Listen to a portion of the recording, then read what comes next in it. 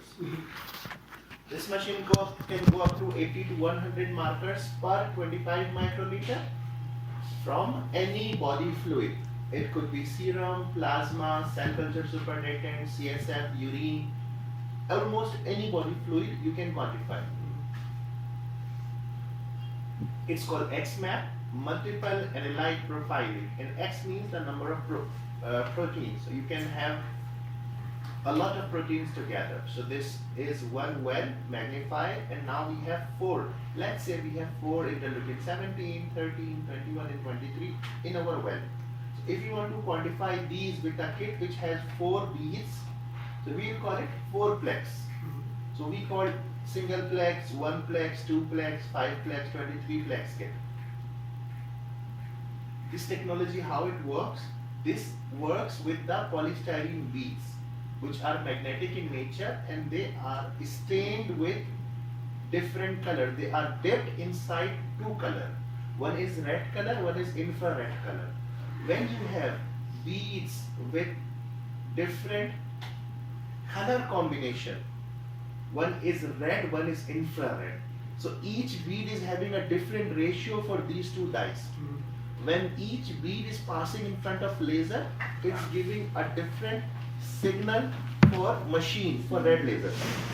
So machine can identify that this is bead number 1, this is bead number 2, this is bead number 3, this is bead number 4. So each antibody, interleukin 1 is bound to bead number 1, interleukin 2 bound to bead number 2, then bead number 3, 4, and until you reach the 80 or 100 bead numbers. These bead numbers are unique and very well resolved.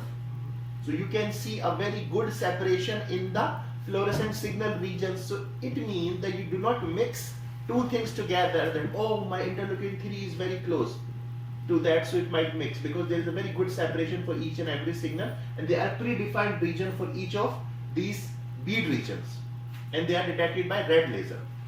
This is a bead, and this bead is conjugated. Each bead is conjugated with a different type of antibody. So here we have this bead conjugated with anti-interferon gamma antibody. It means when you put this bead with antibody in a solution which has interferon gamma, it will bind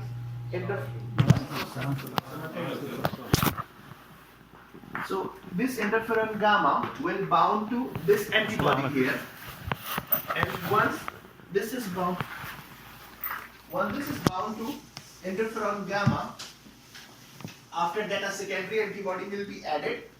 This antibody contains PE marker, phycoerythrin, which is a green fluorescent molecule, which tells you how much analyte is there. So there are billions and trillions of antibody binding site per bead. So if more green signal you are getting, it means you are having more protein bound, and this can be calculated as per your standard curve, because you make a standard curve to do the calculation. Normally, protein is quantified in 4 common ways. First is Western blot, then ELISA, mass spectrometry, and then bead-based multiplex immunoassays. The last one is bead-based multiplex immunoassays. So Western blotting is a way to quantify the protein. It has some challenges about sensitivity. It's a qualitative assay. For me, I have a good experience with Western blotting, so I consider semi-quantitative. Plex size is very low, and it's a gold standard for protein characterization and identification. Then we have an assay which is used worldwide as called ELISA. In ELISA, we have limited number of assays. It's a quantitative detection, and plex is very low, and multiple kits required if you want to do many things. Mass spectrometry is very good way to quantify, but very high sample preparation is very expensive. Then you have bead-based multiplex assay. So technology we will be working today, tomorrow, is something have many names. It's called bead-based immunoassays. It's called multiplexing assays. It's called bead arrays, protein bead arrays. With this technology, the advantage you have is you use small amount of sample and the plaque size can be very high. With your machine it can be up to 80 to 100 proteins from 25 microliter maximum, 25 microliter of sample. This is just a study to compare, and I'll go it very quickly because it doesn't have much to explain. If you have 10 ELISA kits for 10 proteins, it takes 10 hours to read. Here we have 3 hours. You need lots of sample. A very big difference with ELISA and Luminex technologies. ELISA is chemiluminescent based technology. So its dynamic range is 10 picogram to 2500 picogram. This is a generalized range. But what it is telling you that 10 to 2500 is the maximum counting range, how low and how high. And this is very important when you compare Luminex technology with any other assay as well. You should consider dynamic range. Dynamic range means what smallest value and what highest brightest signal you can quantify from your sample. Because sometimes your sample can be very low, sometimes it could be very high. So you have to have a good freedom to tell that how low and how high. So this machine has dynamic range of almost 1 to 10,000 picogram per ml. So this is like very low, very high you can cover. It means standard curve will be very broad.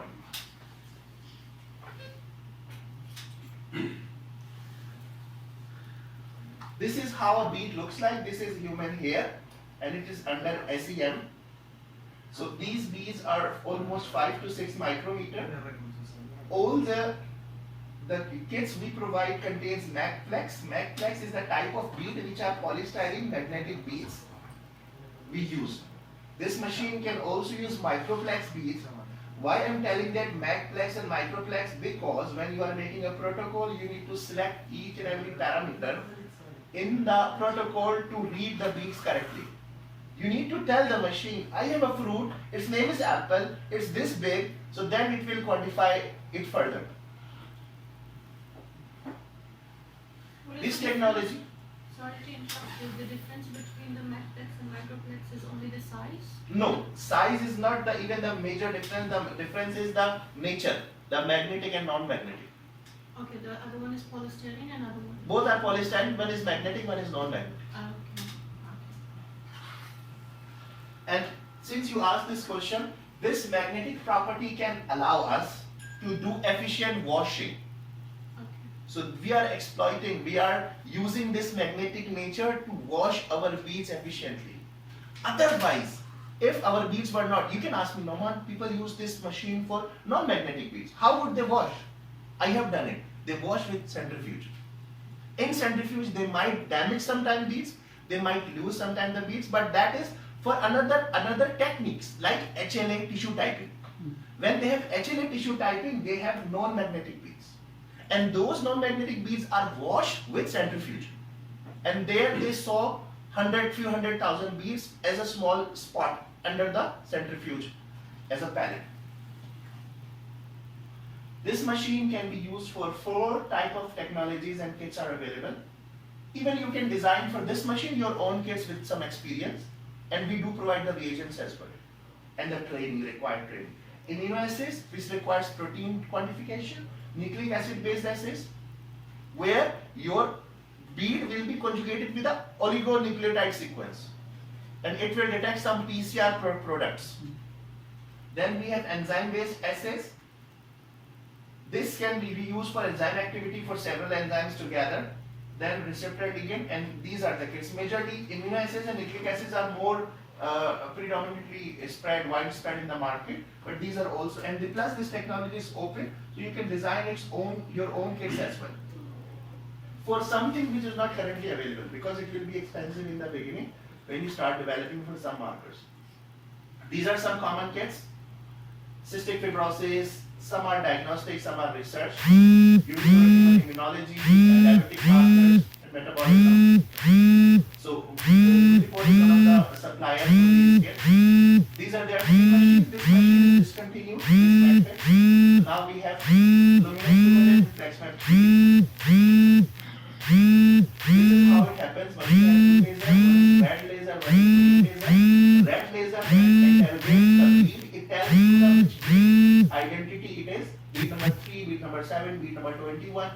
Then the green laser interrogates this particle and tells you how many binding events are there. And these binding events tells you the proportion of green fluorescence. Normally, when we do the washing, we have these 3 types of washes. One is vacuum-based wash, other is handheld wash, and then we have biotop washer. So these washers can be used for same kits. We provide you this handheld magnetic washer, which we will be using for our next days. Then you can, when you have many kits together, you have to run 3 or 5 kits. Then you can use the biotech washer, ELX 405 as well. There is a specific protocol in the machine, and you can put the buffers, everything, and it can wash for you. In this is slightly different than your ELISA washer. When you wash, the electromagnets gets activated during that step, and for that you need to select the magnetic beads protocol, and there are some specific protocols, and then it will wash. For learning and hands-on experience, we will be doing handheld magnetic washing. This is a generalized workflow. You take assay buffer and you put in your plate. So plate will be sealed. We will open the plate. We put each one and then we let it shake for 10 minutes. This is to acclimatize your plate according to the buffer environment. Once this is done, we discard the plate. Now our plate, we make sure it doesn't get dry, and now it's ready to put our reagents one by one. What do we put? We put 25 microliter of standards or controls to each one. And this is purified standards, purified proteins. Then we have to add 25 microliter of assay buffer to the background wells. After that, we add 25 microliter of matrix solution. And see, so this is our plate map. Let's see this first. Doctor, we discussed that we have a complete kit with us. This is a 3-day training, and over the 7 to 8 years of my experience, I optimize a way of training which is efficient, that we do first and second day. I will be helping to run these wells, and we will be preparing this plate together. Until here it's QC1, QC2, then sample number 1 in duplicate, 2, 3, 4, 5, 6 or more. After that we have almost half of the plate remaining. So for first and second day we will do this today and tomorrow. Then the third day I'll be here, and your team will be performing another assay, maybe with the same sample or different sample, and then here to practice and see what is the difference in the result and how the method, washing and everything is done. And it will be 80% independent performance, and I'll be supervising and discussing the things during that. So we have half of the plate because the standards and controls are sufficient for 2 runs. And this will help to use this training and my visit efficiently and to practice to have maximum hands-on experience. So regarding to this standard, every time we have to run standard? Every plate should have a standard, yes. Separate, not like this is every time we have to run. 96 plate we have to put standard and quality control. Yes.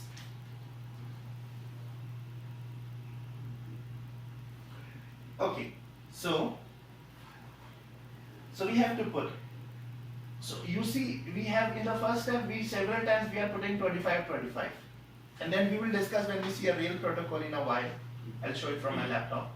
Each at the step of first incubation, you see, incubated 2 hours at room temperature.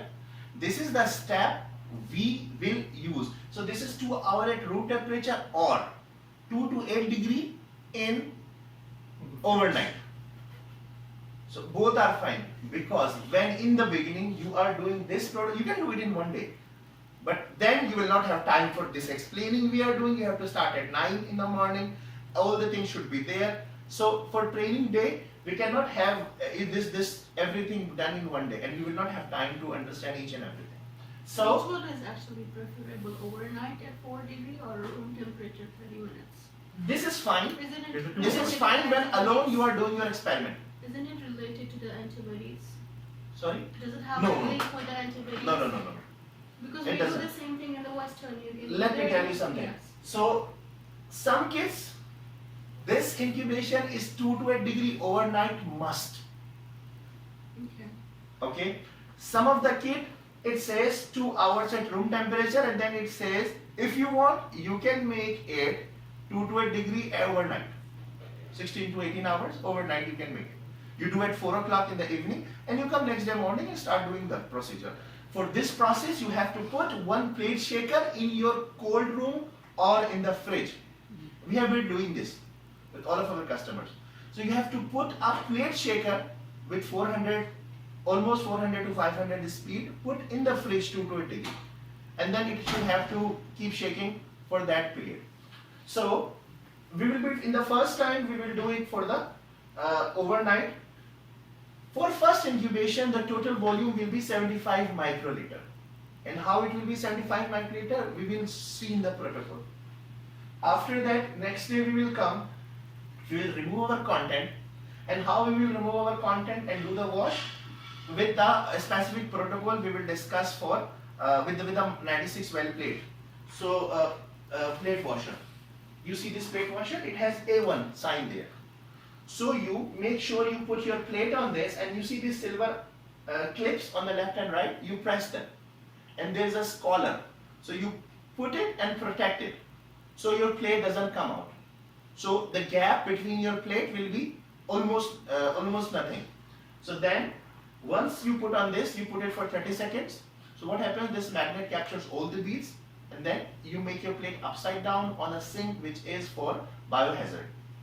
You do it, and then once this is done, you put the tissue paper, you tap it gently 3 times, 4 times to make sure all the liquid comes out. No wash is done yet, you just discard your all unwanted sample, and everything whichever was there for your interest is bound to your beads. You put the wash buffer, yeah. This one we can not use with the washing, but we have We can. that you provide. We can. So it could fit when you put them together. The magnet, this one, the hand magnet washer, the plate fit inside the. This one have its own We electromagnet. have the regular one that you provide for us. The one we Regular provide you one. will be the, You provide the regular one. but still it will be the magnetic one. If we provide it with the machine, it will be the magnetic one. Yeah, that one I think you provided this one. It has several models, so Yes. we will see. Mhm. We will see. So if we provided you with the machine, it should be the magnetic one. In that one, you don't need to put this one. You can So we secure our plate, then we add 200 microliter of wash buffer only to the wells which we are using, and we wash it and let it shake for 30 seconds or maybe 1 minute, we will see. And then we do it. So that's our first wash. Then we do second wash, then we go for our next step. Then we add 25 microliter of detection antibody and incubate it for 1 hour. Now this is our staptivity detection antibody. And then do not expire it. Then we add 25 microliter of staptivity PE conjugate. Once this is done, we incubate for 30 minutes, and then we do the wash. Once we do the wash, we add the 150 microliter of sheet fluid. This is the big bottle which comes, it's called sheet fluid. This is a running medium for the machine. So we resuspend our beads in this. But we do wash. 2 washes here, 2 washes there. Then we run and we do this setting 100 microliter. It means that machine will take maximum 100 microliter, not more than 100. Or once or 50 beads per set. 50 beads per set means machine will go inside, look for 50 beads of one type and 50 for another type, then it will come. It will not empty our well. So 2 things we are putting, one is volume, other is beads. So either of these it will take, whatever hits, whichever triggers first, it will take it will come to the next one. This is how we prepare the standards, something very, very basic. We do provide lyophilized standards from WHO. Okay, these standards are lyophilized powdered form. We have certain volume that how much we need to dispense. Protocol should tell you. Normally it is 250 microliter. 250 microliter DNase, RNase, protease free water, good quality water. You put, you resuspend, and your first and the highest concentrated standard is ready. After that, protocol should tell you some kids take 1:4, 1:4, 1:4. Some kids take 1:6, 1:6, 1:6. This one will take 1:5, 1:5, 1:5, 1:5, 1:5, and 1:5. What is the lifetime after you reconstitute the standard? Sorry? How long the standard can stay? Stability. Stability? Yes. We will discuss that point. We will discuss all the region stability in a while. So once we dilute these and then we can run. So these are some points. Then with the kit we do receive bead IDs and we receive a protocol which we saw. So this protocol tells us that which analyte is under which bead ID. And this is fluorescent red fluorescent ID for each bead. So we do it like this. So this is we have to enter it in the program later on. Absolutely, absolutely. Today, once we did process our plate, prepare our reagents and everything is done, after that we need to put the plate for incubation, and after that we will play with the software and we will demonstrate the software how things are set. I will do it, then you will make your own practice protocol. I will check them to make sure everything is okay. There is a one way to do it correctly. So I hope we will practice it. Plus that, I sent the few days back, 1 day back or 2 days back, I sent some document. It contains all the literature which should be used to do these steps.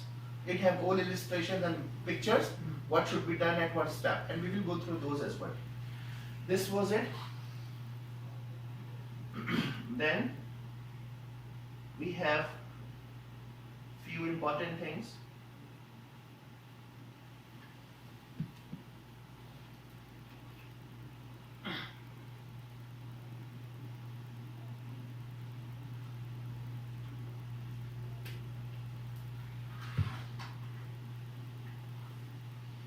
This is the protocol which I sent to you. So this kit contains, it's not coming. So how can I make sure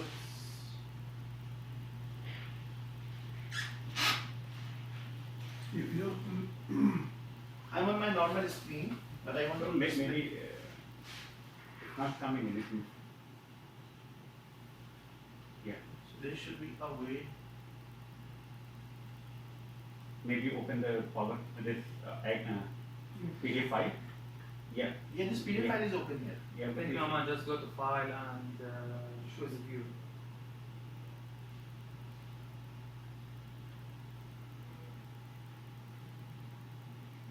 No, even here is full screen. It's not coming. Does someone know how to? You have second function there to switch from. Yes, it is good.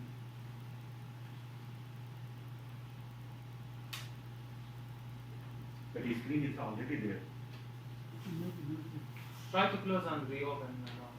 No, it's something related to the projector setting. Maybe because you didn't start your computer when you plugged the.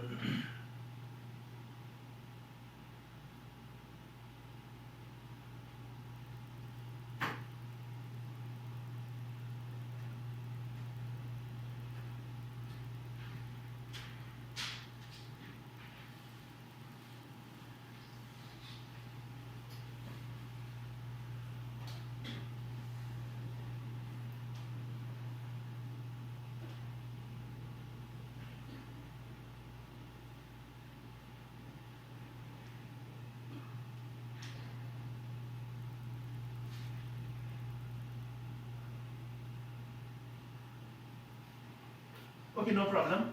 We can see on my laptop here because this is not coming here.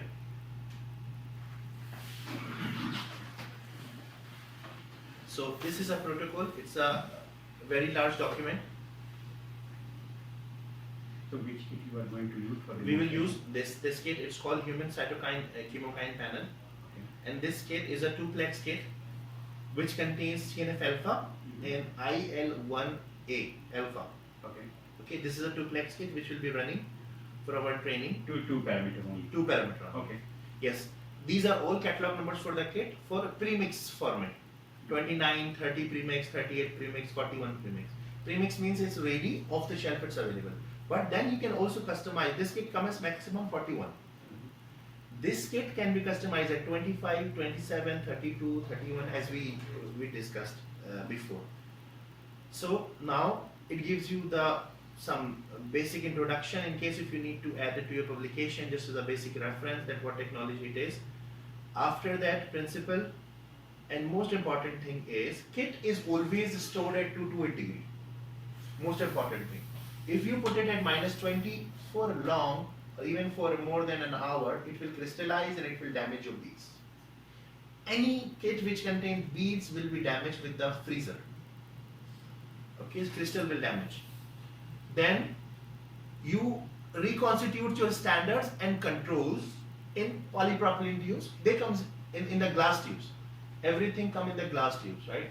So for long storage when it's powdered form. But when you reconstitute it, it is good to transfer it to polypropylene plastic tube, because liquid proteins in liquid have high tendency to bind to the glass. So that's why you need to transfer it to tube and label it. And we can store it up to- And then these standards which you reconstituted can be stored at -20, but after reconstitution. For how long? I'll show you. That's why I open this. So these are some components which will kit see, and we will see this when we open the kit in a while. What I need to show you is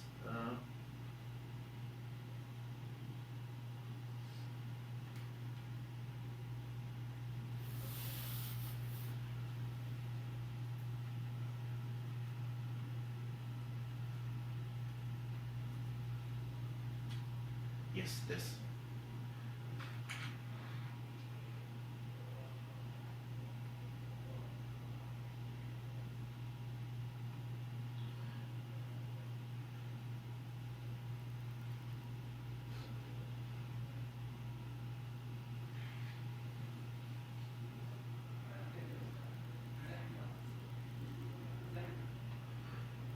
So this is about the guideline for your sample.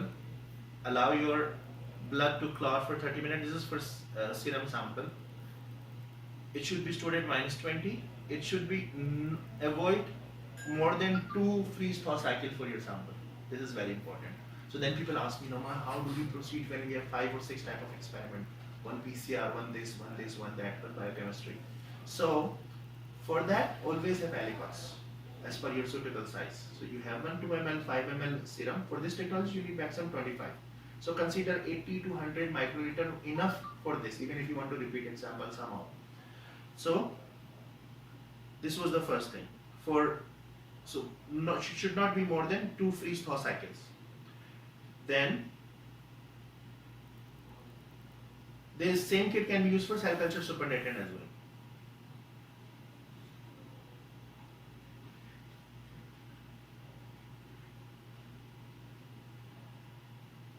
Okay, so since here. So first reagent they are showing here is for reconstitution. So you have quality controls, QCs. The first was the bead. Bead we will look into the detail in a while.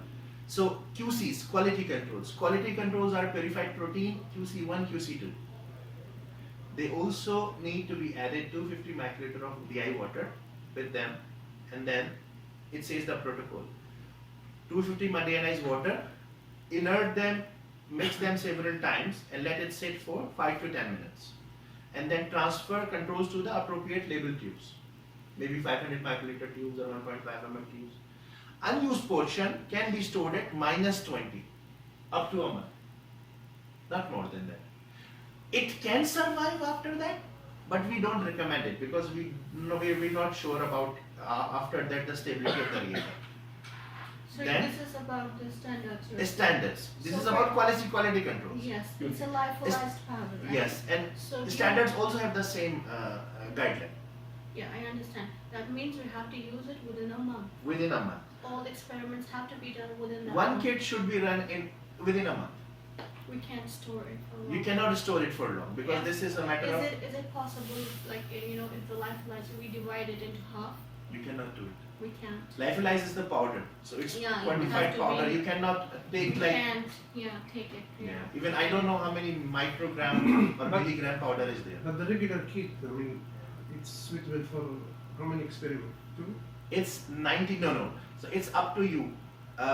Normally, it's recommended to run one kit in one session with full kit. Full kit means 38 samples in duplicate. Mm-hmm. 38 samples in duplicate. So 78 samples you can run.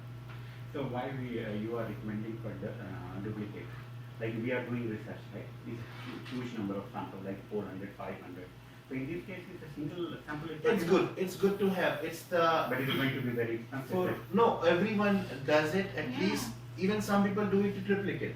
So the reason is just to double check, like your PCR reaction and anything. You always do. I know it's a cost effective to have one. No, I'm saying that like if you have a less sample size, then you can do that. Like if I have a 500 sample, then is doing in the doublet going to be very, very expensive. The reason is you have human handling, pipettes, No, tubes, it's all okay. of these things. No, I So agree with that. that's why it is always good to have two. Even sometimes it happens that in one you had a mistake, an error to putting more or less volume of your sample or any of the thing. So you say that it looks exaggerated, so let me just mark it and use this one only. No, So that's why it's always recommended by the global guidelines for quantifying things for proteins to have the duplicates, at least duplicates. No, I agree. If you want to do, people do it. No, In I'm the asking protocol, that there's an the- option to do single. If you want, you can do it. It's okay. Then you can have more wells. Yeah, actually like I have like 500 samples, right? Maybe in one case, 2 or 3 samples we didn't get is a proper result, right? Maybe R is a very low, R is out of range. Maybe I can repeat this in the next batch to confirm it. That is how it's what's yes. wrong. Or maybe if I forget some well. But is it doing like everything is a Machine duplicate for doesn't research? force you for a single plex, single, double or triplicate. Yeah. It's totally up to you. You have a protocol which allows you to select it. Mhm. Duplicate is recommended. It's same like ELISA or Yeah. PCR. Yes, so how yes, do you do it? Just for the So one anti-air. more Because it's question. generally like if people are doing so really all the people are doing doublet or they are doing in a Yeah. Duplicate. It's This better is to be on standard. the use. safer Duplicate is side. standard practice, very Yeah. standard practice Just in like protein. Because PCR, in ELISA. our machine, when I talk from vendors, they told that is a no. If you are doing research, you are not doing diagnostic. So don't waste. No. Yes, It's you not think always, about you it. need to have your standard, you have the standard. Yeah, standard is there. Your QC Yeah, every time you are even they have said you have to use like your standard curve is one time. If your QC quality control is not passed, so it means your machine is not properly standardized. So do it. Otherwise, every time you don't have to use it. So like I am sending a lot of wells. Correct. Yes. No, I think that's the duplicates here actually is just the sample error, like the Yeah. pipetting and everything, just to nullify that. It's- So one more thing, yeah. Actually, I was asking, so we can run just 38 samples in duplicate with one kit. That's it. Yes. For this kit, some kit have 5 standards. Yeah. Just if you in case you see QC1, QC2, some people omit them because their project Yeah, has I mean, 2, 3, we 4 can- more samples, yeah. so they just can't do it. Some people do it. It's very normal. Yeah. Even if you want, you feel your samples will lie in the first 5 standards, you can even remove the one standard, the highest standard as well. This is totally a matter of your choice because software will allow you for full freedom to design your experiment to see how things are. Sometimes you are working with the samples which have the issue and problems in the 1 to 100 picogram range. Then you do not need the full graph. Okay, so now, then the first thing was QCs and you can store -20. Then we have wash buffer. Wash buffer is a normal buffer, it's 10x, you dilute it with, it's around 60 ml. So you dilute it 10 times With fluid or? with the water, with DI water. Yeah. So yeah, so you just dilute it and make it 1x by adding 540. It is sufficient for running our plate, one plate, and you can store unused portion to a degree for a month. Okay, great. One more question, Mr. Umar. We are using here the duplex, right? 2 analytes. Yeah, If we Duplex. increase duplex. If we increase the number of analytes, for example, we want to go do 15 analytes at a time, does it have an effect on No. our? no impact.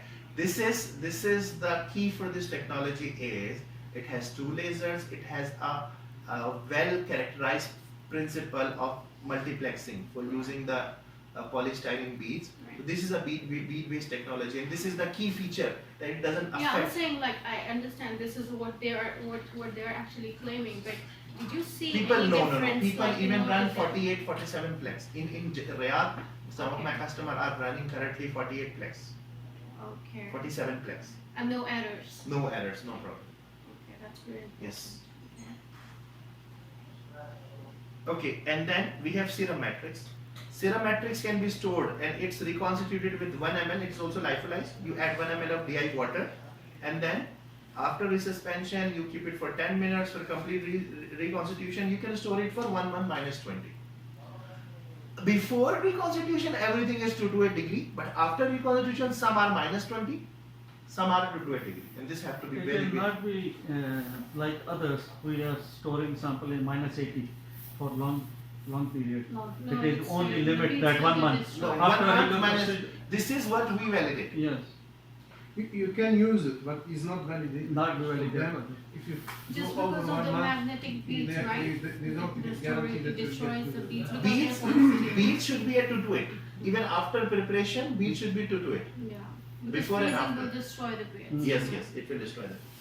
After that, same applies to the human human standard, that you dilute it 250 microliter and gives you the 10,000 picogram per ml.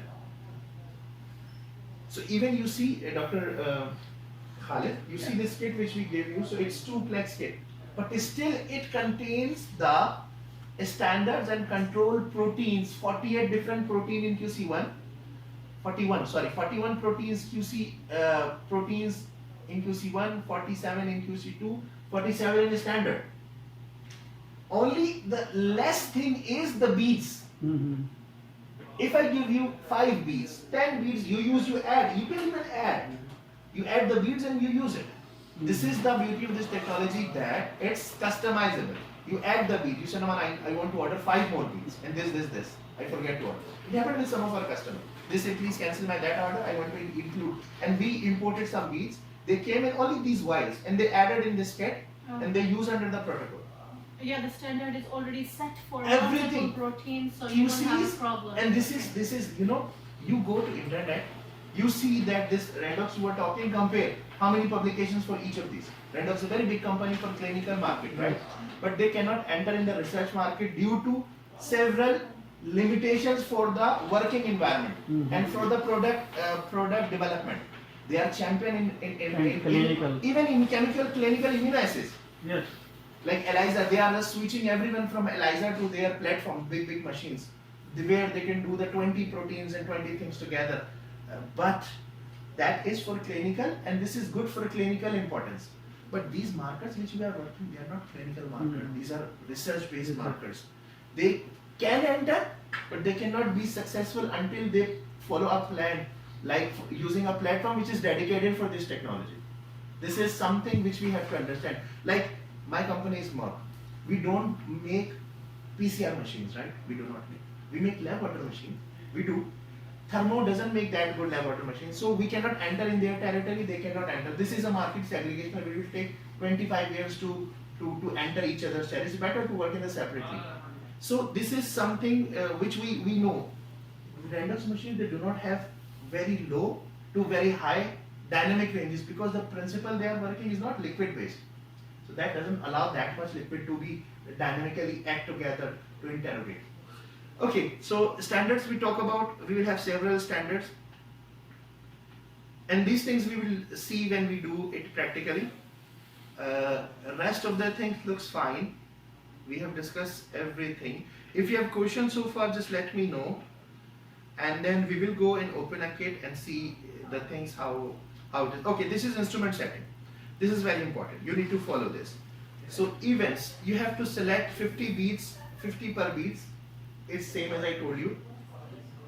It takes maximum sample 100, because already in the final stage, your each well will contain 150 microliters, 150 microliters. So this is maximum volume. This is gate setting, 8,000 to 15,000. This is gating setting, that if I want to take my beads, I have to look here, not there. So this is just the gating setting, gate setting. After that timeout,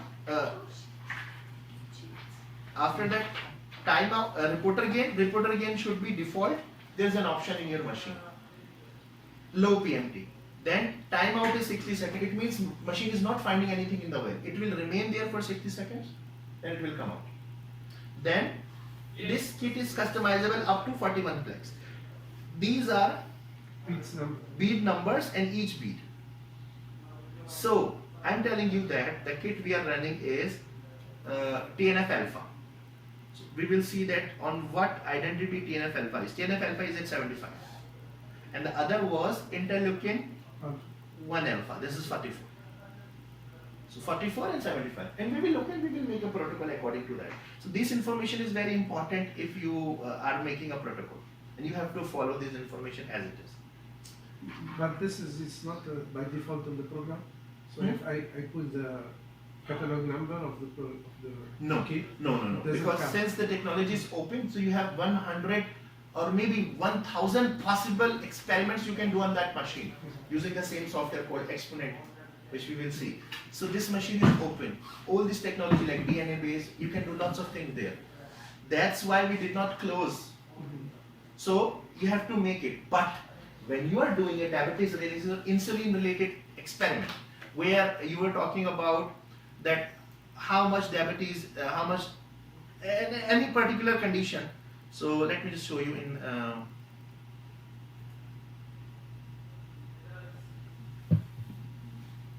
in the brochure. So you can see what markers are there.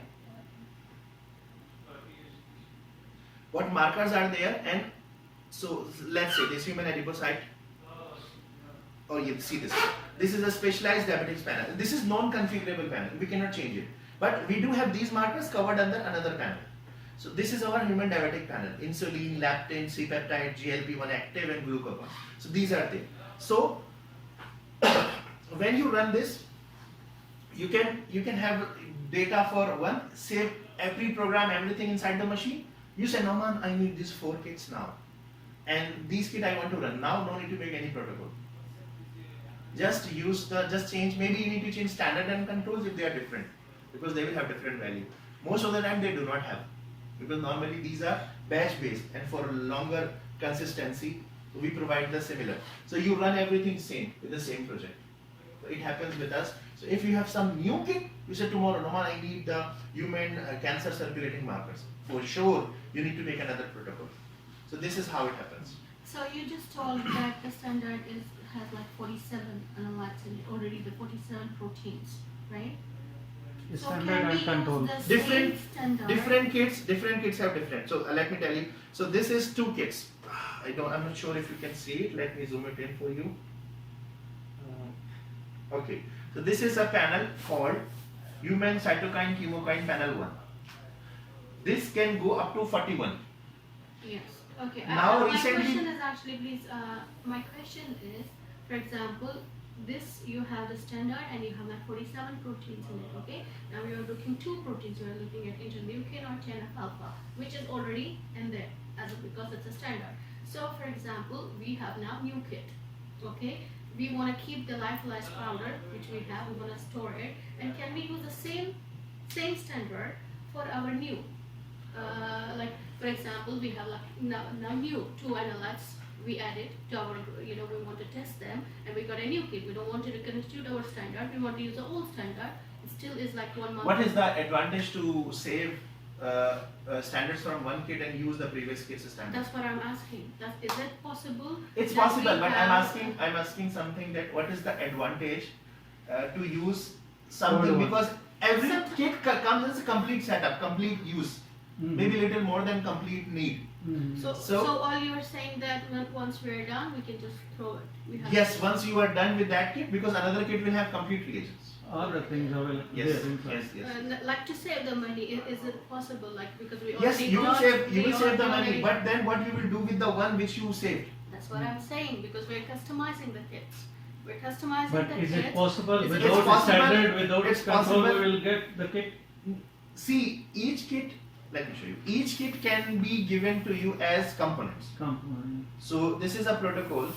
You told me, Noman, some of the customer, it happened with me. I told you one kit can be run with 2 times of standard and control. Some of my customer, they said that we want to do a very small pilot based study which has maybe 5, 10 samples. They run one kit for 3 runs, and even they order plates, plastic plates separately from us. For that case, you know what they did? Shuf. So كله حاجات موجود هنا. So شوف this is step dividing catalog number. So every let me just reach to the correct slide. Yeah, this one here. So every product have a catalog number. You told me, Naman, for this one I need more serum matrix. So whatever the component you need, each component you can even buy separately, because that customer of me from a country in Middle East, they ran one kit for 3 runs, for 3 separate plates.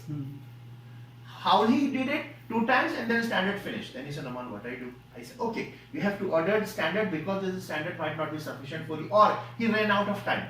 So he said that now I want to run this kit now. So he can order each of these components even separately as well. This is something. So what I'm saying, you didn't still answer my question. It is not generally recommended to mix the reagent between kits. This is the answer you get from the manufacturer. It's not recommended to mix, because whenever they create one batch for the kit, they validate that batch separately. Then that kit might be from a separate batch. So it's not generally recommended to mix the reagents between 2 kits. So far what we discussed, is it clear now? Yeah, it is clear. Only one thing I want to ask. Okay. If we ran one kit, Okay. okay, and at the end we want to measure the kit, the plate, and machine is not be working, how long is stable this one plate? Okay. So plate is usually stable at 1 week at 228 degree in the dark. Whenever your plate is ready, you need to, in case your machine is not working, you wrap it up in aluminium foil, put in the fridge. And then most possibly the cause of this could be that your machine was not washed properly. And there's a standard protocol for any flow cytometry based machine where liquid is flowing in the tubes, that you wash this machine thoroughly every time. Okay? So if you don't do it, you can come across such problem, and then you need to take out the this probe and do this sonification for the sonicator, and then it get clean and you can proceed with it. This is Every time we need maintenance before start? every week you wash your machine. Okay. Every second week you do the calibration verification. This calibration verification kit is sufficient for almost 6 to 7 months. So you just keep it with you. So normally every kit, calibration verification kit, 2 kits are there. One is performance verification kit, one is calibration kit. This kit is sufficient for 25 S's, 25 runs. It's going to cost 6,400 riyal, right? Per year. Yes. How much? So 6,400 riyal per month, per year. Per year. For Per maintaining maintenance. the machine. yeah. Without use? Without use, and even if you don't use it, you should keep maintaining it. Yes, Because definitely. after Because 3 it's years, you will see a lot of Yes. things, and then there's a preventive maintenance. Every once a year, you have to change filters and all these things. So you should do it to maintain your machine. I know some customer here in Saudi who use the machine for 3 months. في واحد سنة. 1 year they use for 3 months only, and they order the kits. They get the fund. Sometime for their PhD 4-5 students, 5, 6, 10 kits, and then they ask our engineer. He visits. He makes sure their machine is working fine, and once their machine is fine, they do order and everything. They run it and go to smooth, and then they come after next year. So they do not even run because they are for academic customers. But they are maintaining. Maintaining the Yeah, machine. that's- This is that's important, like- This is important. Preventive maintenance, calibration, verification. This is something very important, because if your machine is clogged, you can be in trouble. This is same like any diagnostic machine. You need to keep running the liquids through the machine to make sure it's working fine. Okay, so we can have a 5 minutes break, maybe 5-10 minutes break, and then It's almost the prayer time. So yeah. So it's great to have. Other thing like is that you already talked about the machine, like is how to maintain, where to put, because the last time when you came, we are I'll do it. discussing about, right? We'll do it again. That is that the placement of machine is not so good. We have to put in a dark, we have to away from the gate, because it's Temperature shift is important. So we have to discuss all these things, and then shift our machine in a permanent place, and then not shift the machine. You will ask our Yeah. engineer to do it for you, because it's not a good idea to Yeah. shift not our machine only, any Any machine machine. which has lasers, detectors, Do not do it. You know, one of my engineer spent 4 days in Qatar for something that they were customers said, no, everything is fine, we are doing everything. It's a big university. And he went there and he spent 4 days, you know, for what? They took the machine and put other place. And then said, oh, it's not working. Same machine. So you know what we did in our center? We put mark that is okay and say that